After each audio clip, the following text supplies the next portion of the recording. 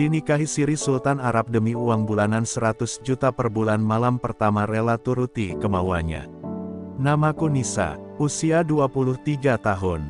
Aku gadis biasa dari pinggiran Jakarta, anak sulung dari 3 bersaudara. Sejak ayahku terkena stroke dan tak bisa bekerja, beban keluarga jatuh ke pundakku. Aku bekerja sebagai SPG Mall dengan gaji pas-pasan, cukup hanya untuk makan sehari-hari dan obat seadanya untuk ayah. Sementara adik-adikku masih sekolah, dan ibuku menjahit kecil-kecilan. Hari-hari kami berlalu dengan utang, air mata, dan doa yang kadang terasa tak didengar. Suatu hari, saat sedang duduk lelah di bangku food court, datang seorang perempuan berpenampilan glamor menghampiriku. Namanya Bu Farida. Ia tahu tentang kondisiku, entah dari mana. Ia berbicara lembut, menjanjikan kehidupan baru, rumah kontrakan yang dibayar lunas, biaya pengobatan ayahku, dan uang bulanan 100 juta. Tapi dengan satu syarat, aku harus menikah siri dengan seorang sultan dari Arab. Tak ada ikatan hukum Indonesia, tak ada cinta, hanya status sementara sebagai istri rahasia.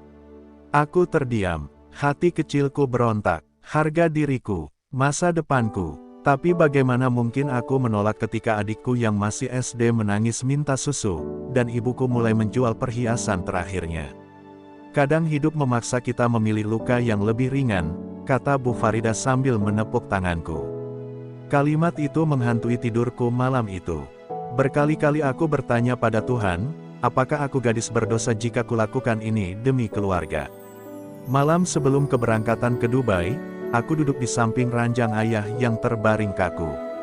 Ibu memelukku erat dan berkata, "Ibu tahu kamu anak baik.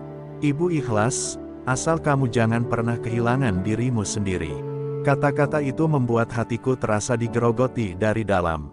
Tapi besok, semua akan berubah. Paspor, tiket, dan sehelai gaun putih sudah disiapkan. Sebuah pernikahan akan terjadi, tapi takkan ada tamu, takkan ada peluk haru, hanya kontrak diam-diam yang akan mengikat tubuhku. Pesawat menuju Dubai terasa seperti peti mati terbang. Di sebelahku duduk pria berpakaian hitam, salah satu pengawal sultan. Ia tak banyak bicara, hanya menyuruhku menandatangani surat dalam bahasa Arab. Aku tak mengerti isinya, tapi aku tanda tangani dengan tangan gemetar. Dalam hati aku bertanya, apakah ini jalan menuju keselamatan, atau jurang yang sedang aku gali sendiri? Setibanya di Dubai, aku dibawa ke istana pribadi yang megah dan sunyi. Semuanya terasa seperti mimpi buruk yang mewah. Sultan itu belum kutemui, tapi malam ini katanya kami akan resmi menjadi suami istri.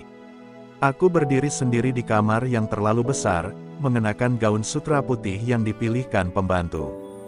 Di luar, angin gurun bertiup kencang. Tapi yang lebih kencang adalah rasa takut di dadaku. Dan untuk pertama kalinya, aku sadar, aku telah menjual tubuhku demi keluarga. Tapi apakah hatiku juga ikut dijual? Itu terbuka perlahan. Seorang pria tinggi dengan sorban putih dan jubah emas melangkah masuk. Ia tampak tenang, seperti seseorang yang terbiasa memiliki segalanya. Matanya menatapku lekat-lekat, dalam diam yang membuat tubuhku menggigil.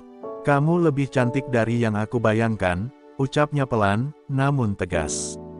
Aku menunduk, berusaha menyembunyikan getar takut di dalam dadaku. Inilah sultan yang katanya akan menjadi suamiku. Tapi mengapa hatiku seperti dihujam pisau? Ia mendekat tanpa terburu-buru, lalu duduk di ujung ranjang. Aku tidak suka wanita banyak bicara. "Malam ini, kamu hanya perlu diam dan taat." Kalimatnya membuat nafasku tercekat. Aku ingin berlari, tapi kaki ini seperti tertanam. Ia menyentuh pipiku, dingin dan tak berperasaan.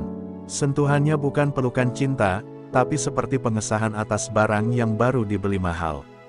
Aku mencoba mengalihkan pandangan, menahan air mata agar tak jatuh. Tapi ketika ia mulai melepas jubahnya, aku tak bisa lagi berpura-pura kuat. Di dalam kamar yang sunyi dan penuh aroma parfum mahal, aku menjalani malam pertama tanpa cinta, tanpa restu, tanpa harapan. Ia memperlakukanku lembut tapi mengatur segalanya sesuai kehendaknya. Aku seperti wayang yang harus bergerak sesuai skenario yang bukan milikku. Di tengah semua itu, aku hanya bisa memejamkan mata, membayangkan wajah ibu dan ayah, seolah mereka bisa menutupi rasa sakit dan malu yang kini menguasai tubuhku. Aku menyerah, bukan pada dia, tapi pada keadaan. Setelah semuanya selesai, ia langsung tertidur tanpa menoleh lagi. Aku bangkit perlahan, menutupi tubuhku dengan selimut tipis, lalu masuk ke kamar mandi dan menyalakan air. Aku menatap cermin yang besar, memandangi sosok diriku yang terasa asing. Di wajah itu, tak ada lagi cahaya seorang gadis biasa. Hanya wanita muda yang baru saja menyerahkan semuanya demi angka di rekening bank. Aku menangis diam-diam, berharap air itu bisa membersihkan luka yang tak kasat mata. Malam itu aku tak tidur. Kupandangi langit gurun dari balik jendela besar, menanti pagi dengan rasa hampa. Uang 100 juta sebulan memang akan datang, tapi aku sadar, ada sesuatu yang telah pergi dari hidupku malam ini, kemurnian, kebebasan, dan mungkin, diriku sendiri. Sudah 3 minggu aku tinggal di istana itu. Setiap malam Sultan datang ke kamarku tanpa banyak bicara, memperlakukanku seperti kewajiban, lalu pergi atau tertidur dalam diam. Anehnya, siang hari ia kadang bersikap hangat, menyuruhku duduk di taman bersamanya, bahkan membawakanku hadiah. Aku tak pernah menikah lebih dari 2 kali, katanya suatu hari sambil menyematkan gelang emas ke pergelangan tanganku. Aku hanya tersenyum kaku, tak tahu harus senang atau takut. Sikapnya membingungkan, dingin saat malam, hangat saat siang. Tapi hatiku, perlahan, mulai goyah. Aku membenci diriku sendiri karena mulai mencari-cari tatapannya. Karena mulai berharap ia bicara lebih lama. Aku tahu ini bodoh. Aku hanya istri kontrak. Tapi siapa yang bisa mengatur perasaan ketika luka mulai berubah menjadi ketergantungan? Dalam sunyi, aku menyadari satu hal, Sultan tidak jahat. Ia hanya terbiasa hidup tanpa cinta. Tapi, apakah itu alasan bagiku untuk diam dan bertahan? Hingga hari itu datang. Saat aku turun ke ruang makan, kulihat seorang perempuan cantik duduk di sampingnya, berkulit putih, bermata hijau, mengenakan gaun hitam panjang dan mahkota kecil di kepalanya. "Ini Yasmin," kata Sultan. "Istriku yang pertama." Dunia serasa runtuh. Ia menatapku dari ujung kepala hingga kaki seperti menilai barang tak layak. "Jadi ini gadis kampung dari Indonesia yang kau nikahi diam-diam?" Tanyanya sinis dalam bahasa Arab yang aku cukup pahami. Aku menunduk, tak mampu bicara. Tapi dalam hati, ada bara kecil yang mulai menyala. Sejak hari itu, Yasmin selalu ada. Ia mencibir keberadaanku, meremehkan asal-usulku, bahkan menyuruh para pelayan mengabaikanku. Sultan tak membelaku, hanya diam, dan itu lebih menyakitkan daripada dihina. Setiap malam, aku kembali tidur dalam hening, tapi kini dengan tangis yang lebih dalam. Aku mulai bertanya-tanya, apakah aku ini cuma pelarian? Alat pemuas yang dibeli ketika Yasmin bosan. Malam itu aku berdiri di balkon, menatap bintang-bintang gurun yang jauh dan dingin. Aku ingin pulang, tapi ketika mengingat ayah, ibu, dan adik-adikku di Indonesia, yang kini hidup berkecukupan berkat uang yang kukorbankan tubuhku untuk mendapatkannya, aku kembali membeku. Hidup ini seperti jerat emas, mewah, indah, tapi menyakitkan. Dan aku, Nisa, terjebak di dalamnya, sendirian. Hari-hariku makin berat. Yasmin bukan sekadar istri pertama, tapi juga penguasa tahta rumah ini. Ia mempermalukanku di depan pelayan, mencampakkan bajuku ke lantai, bahkan pernah memerintahkan pembantu membuang makananku. Aku menahan semuanya, tapi yang paling membuatku hampir hancur, adalah sikap Sultan yang makin menjauh. Ia tak lagi menemuiku setiap malam. Ia hanya diam, seolah keberadaanku tak penting.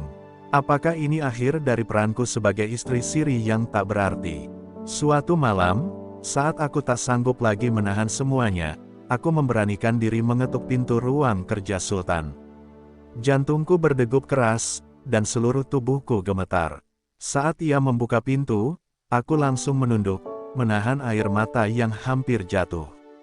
"Aku ingin pulang," kataku lirih.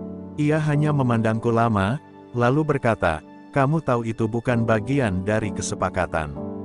Suaranya tenang, tapi dingin. Aku bukan budakmu, aku akhirnya menangis. Aku istri, walau hanya siri, aku tetap manusia. Malam itu aku mengunci diri di kamar, bertekad mengemasi semua barang. Tapi saat aku membuka koper, kulihat foto ibu dan ayahku yang kini bahagia. Terlintas kembali suara adikku yang berkata lewat telepon, "Kak Nisa, malaikat kami, terima kasih, Kak." Tiba-tiba tubuhku lemas. Aku jatuh di lantai, memeluk koper itu sambil menangis sesenggukan. Aku ingin pergi, tapi aku tak sanggup meninggalkan mereka dalam ketidakpastian. Aku ingin lepas dari semua ini, tapi tak tahu caranya. Esok paginya, tanpa diduga, Sultan datang ke kamarku. Ia memandangi wajahku yang masih bengkak karena tangis. "Maafkan aku," katanya pelan. "Aku tak pernah tahu cara mencintai." Kata-kata itu seperti pisau yang menusuk perlahan. Ia duduk di sampingku, dan untuk pertama kalinya, mengusap rambutku dengan lembut. "Kamu bukan mainan, Nisa. Tapi aku juga belum tahu caramu mencintai tanpa melukai." Aku hanya terdiam, antara ingin percaya, atau takut tersesat lebih dalam lagi. Aku tahu, ada sesuatu yang berubah. Bukan pada dia, tapi pada hatiku. Luka ini bukan sekadar penderitaan, tapi sudah mulai berubah menjadi candu. Cinta yang tumbuh dari luka, bisa jadi indah, tapi juga bisa jadi racun. Dan kini, aku berada di tengah-tengahnya, tak tahu harus melangkah ke arah mana. Hari itu Yasmin marah besar. Ia mendobrak pintu kamarku, melempar vas bunga ke lantai, lalu menunjuk wajahku dengan mata penuh amarah. "Dia berubah sejak kamu datang," teriaknya. "Kau pikir kau bisa merebut segalanya dariku hanya karena tubuhmu dibayar mahal." Aku berdiri, gemetar, tapi tak bergeming. Untuk pertama kalinya, aku tidak menangis. "Aku tak ingin apapun darimu," kataku lirih, "aku bahkan tak yakin ingin tetap di sini." Saat itu, Sultan muncul di ambang pintu. Tatapannya menusuk, bukan kepada Yasmin, tapi kepadaku.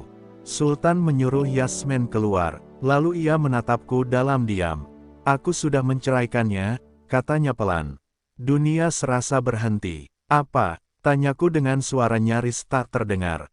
"Aku tak mencintainya, dan sekarang, aku tak bisa menahan diri untuk tidak mencintaimu." Dadaku sesak. Ini kata-kata yang dulu ingin ku dengar.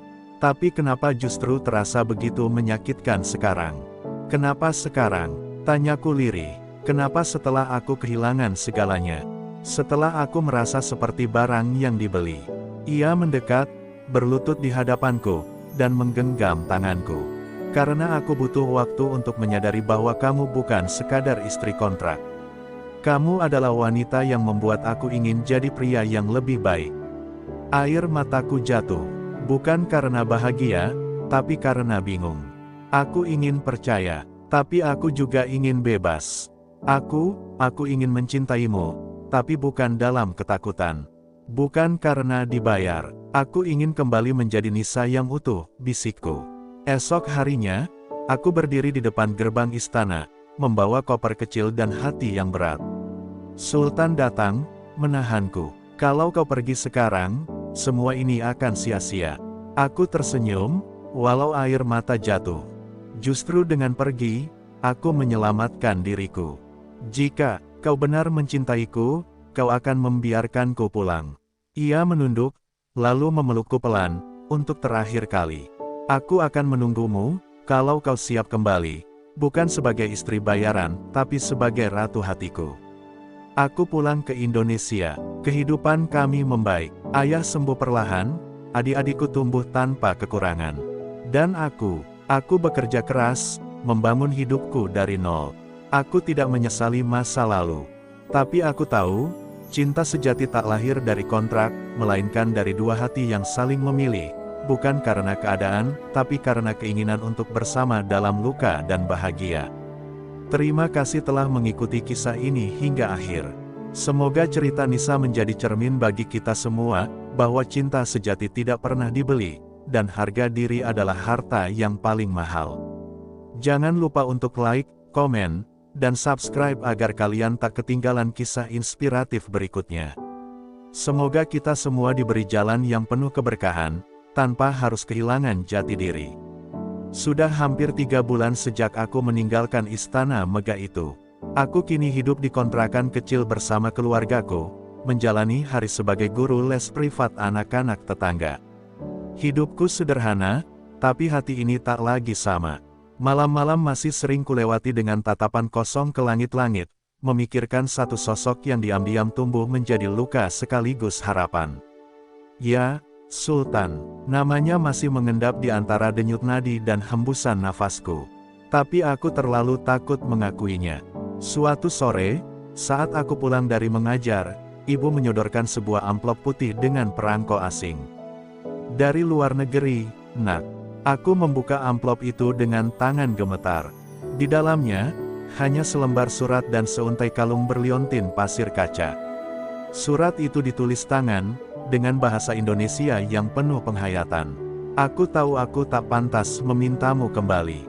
Tapi jika suatu hari kau siap, datanglah ke gurun tempat pertama kali kita bertemu. Bukan untuk jadi istri bayaran, tapi sebagai cinta yang kukenali terlambat. Surat itu membuat duniaku runtuh kembali. Aku ingin melupakannya, tapi justru surat itu menumbuhkan kembali benih rindu yang selama ini kupendam dalam-dalam. Setiap kalimatnya seperti membakar dinding pertahananku. Aku berdiri di depan cermin malam itu, menatap bayangan diri yang telah melalui banyak luka. Aku tak lagi gadis yang sama. Aku bukan perempuan lemah yang dulu dijual oleh keadaan. Tapi, mengapa hatiku masih ingin percaya? Beberapa hari kemudian, saat aku mengajar anak-anak, salah satu muridku berkata, "Bu Nisa, kenapa mata ibu kelihatan sedih, padahal ibu selalu tersenyum?" Kalimat polos itu membuatku bungkam. Bahkan anak kecil pun tahu, bahwa aku sedang membohongi diriku sendiri. Malam itu aku menangis lagi, bukan karena kehilangan, tapi karena kebingungan. Antara mempertahankan harga diriku, atau memberi kesempatan untuk cinta yang mungkin kini sudah berubah wujudnya. Dan akhirnya, aku menulis balasan. Bukan janji untuk kembali, tapi sebuah harapan untuk bertemu sebagai dua manusia yang setara, tanpa kontrak, tanpa luka, tanpa masa lalu yang membelenggu. Jika takdir mengizinkan, aku akan datang. Bukan sebagai istri yang dibeli, tapi sebagai perempuan yang siap dicintai, dengan seluruh luka yang telah menjadikannya utuh. Akhirnya, aku putuskan untuk berangkat. Bukan karena aku tak bisa hidup tanpanya, tapi karena aku tak ingin terus dihantui oleh tanya, apakah cinta itu pernah nyata, atau hanya ilusi dari kesepian. Dengan restu ibu, aku naik pesawat ke Dubai, membawa harapan dan ketegasan. Tidak seperti dulu, kali ini aku datang bukan sebagai istri bayaran, tapi sebagai perempuan yang ingin didengar, dihargai, atau ditinggalkan selamanya jika memang itu jalan yang harus kuambil. Sampai di gurun itu, angin masih sama, panas dan sunyi. Tapi hatiku tak lagi kosong. Dari kejauhan aku melihatnya berdiri, mengenakan jubah putih, dengan sorot mata yang tak semegah dulu, justru terlihat rapuh. "Kau datang," katanya lirih. Aku hanya menatapnya, tidak menjawab. "Aku ingin tahu," kataku akhirnya, "apakah kau mencintaiku karena aku pernah jadi milikmu, atau karena kau akhirnya melihat aku sebagai manusia yang punya hati dan luka?" Ia terdiam lama, lalu perlahan, ia berlutut. "Aku mencintaimu karena kau mengajariku menjadi manusia." Tiba-tiba, tangisan tertahan pecah di udara gurun yang kering. Aku menangis, bukan karena senang, tapi karena akhirnya aku menemukan kejujuran. Kami duduk bersama di atas pasir hangat, membicarakan luka-luka yang dulu disimpan, pilihan yang dibuat atas keterpaksaan, dan perasaan yang tumbuh di tengah kehancuran. "Aku tak ingin kau kembali sebagai istri," katanya pelan. "Aku ingin kau kembali sebagai dirimu, dan jika itu berarti aku harus memulai dari nol untuk mendapatkanmu, aku bersedia." Malam itu, ia mengantarku kembali ke penginapan. Tak ada pelukan, tak ada kecupan, hanya diam yang penuh makna. Tapi di dalam hati, ada sesuatu yang mulai mekar perlahan. Aku tahu perjalanan ini belum selesai. Tapi aku sudah memaafkan. Bukan hanya dia, tapi juga diriku sendiri. Karena pernah mengira cinta hanya milik mereka yang sempurna dan tak terluka. Dan untuk pertama kalinya, aku merasa bebas. Bebas untuk memilih. Bebas untuk mencinta tanpa merasa terikat pada rasa bersalah. Jika aku kembali padanya suatu hari nanti, itu bukan karena uang, atau kenangan, atau rasa kasihan. Tapi karena aku memang ingin bersamanya, sebagai perempuan yang tahu betapa mahalnya arti dirinya sendiri. Sudah seminggu aku di gurun itu. Setiap hari kami bertemu, tapi tak satu pun dari kami membahas, kembali, atau menikah lagi. Sultan tampak menahan dirinya, memberiku ruang, seolah ia takut satu kata bisa membuatku pergi untuk selamanya. Aku mulai mengenalnya dengan cara yang berbeda, bukan sebagai pria yang dulu membeliku dengan uang, tapi sebagai lelaki yang kini belajar menjadi manusia, dalam arti yang paling rapuh. Tapi luka itu masih ada di hatiku. Tak semudah itu sembuh. Suatu malam, aku berdiri di tepi bukit pasir, menatap langit penuh bintang. Ia mendekat pelan, berdiri di sampingku tanpa menyentuh. Kalau malam pertama kita dulu bisa kuhapus dari sejarah hidupmu, aku akan melakukannya, ucapnya lirih. Aku menggigit bibir, menahan isak. Tapi aku tak ingin melupakannya, jawabku akhirnya. Karena dari situlah aku tahu betapa berharganya diriku sekarang. Ia menunduk, dan aku bisa melihat matanya berkaca-kaca. Sultan yang dulu begitu berkuasa, kini berdiri di sampingku seperti anak kecil yang menyesali sesuatu yang tak bisa ia ubah. "Kamu ingin aku kembali?" tanyaku pelan. Sebagai istri, ia menggeleng pelan. Sebagai perempuan yang bisa berjalan sejajarku, tanpa rasa takut, tanpa kontrak, tanpa luka. "Kalaupun kau tak kembali, aku tetap akan mencintaimu, dalam diam, dan dalam doa." Kalimatnya menusuk hatiku. Mungkin ini pertama kalinya dalam hidupku, ada yang mencintaiku tanpa syarat. Tapi aku juga tahu, mencintai tidak selalu berarti memiliki. Aku butuh waktu, aku butuh meyakinkan diriku sendiri, bahwa aku layak bahagia, dengan atau tanpa dia. Esok paginya, aku meninggalkan surat di atas meja ruang tamu istana. Surat yang kutulis semalaman. Di dalamnya tertulis, aku butuh waktu. Bukan untuk menjauh darimu, tapi untuk menemukan kembali diriku yang hilang saat pertama kali kau genggam tanganku. Jika nanti aku kembali, itu bukan karena luka, tapi karena aku tahu, hatiku telah sembuh, dan memilih untuk mencintai lagi, dengan utuh. Tak ada air mata saat aku meninggalkan istana. Hanya napas panjang dan langkah pasti. Aku kembali ke Indonesia, bukan sebagai perempuan yang kalah oleh cinta, tapi sebagai perempuan yang akhirnya bisa memilih dengan tenang. Entah suatu hari nanti aku akan kembali ke gurun itu atau tidak, tapi satu hal yang ku tahu, aku tak lagi menjadi bayangan dari masa lalu. Aku telah menjadi diriku sendiri, perempuan yang pernah disakiti, tapi tidak pernah dikalahkan. Setahun berlalu sejak aku meninggalkan gurun pasir itu. Aku membuka usaha kecil di kotaku, mengajar, menulis, dan sesekali berbagi kisah di media sosial tentang perempuan dan harga diri. Banyak yang menanyakan apakah aku akan kembali ke pelukan Sultan. Tapi jawabanku selalu sama, jika cinta memang nyata, ia tak pernah lari. Ia menunggu, ia bertumbuh, bahkan saat kita tak saling menggenggam. Dan benar saja, pada suatu sore, saat langit Indonesia dihiasi jingga yang lembut, sebuah mobil hitam berhenti di depan rumahku. Ia turun dari mobil itu. Dengan setangkai mawar putih dan mata yang menatapku penuh keyakinan. Aku datang bukan untuk meminta, tapi untuk menawarkan. Menikahlah denganku. Di hadapan keluargamu, di hadapan Tuhan, bukan karena uang, bukan karena luka, tapi karena cinta yang sudah matang, katanya. Air mataku jatuh tanpa bisa kutahan. Untuk pertama kalinya, aku merasa menjadi perempuan yang dipilih, bukan karena tubuhku, tapi karena jiwaku. Pernikahan kami berlangsung sederhana, tapi penuh kehangatan. Tidak ada kemewahan gurun, tidak ada pelayan berdiri di sisi ruangan, tapi kali ini ada senyuman ibu, peluk haru ayah, dan tangisan bahagia adik-adikku. Kami menikah bukan lagi karena kebutuhan, tapi karena hati kami akhirnya menemukan satu sama lain dalam bentuk yang paling murni.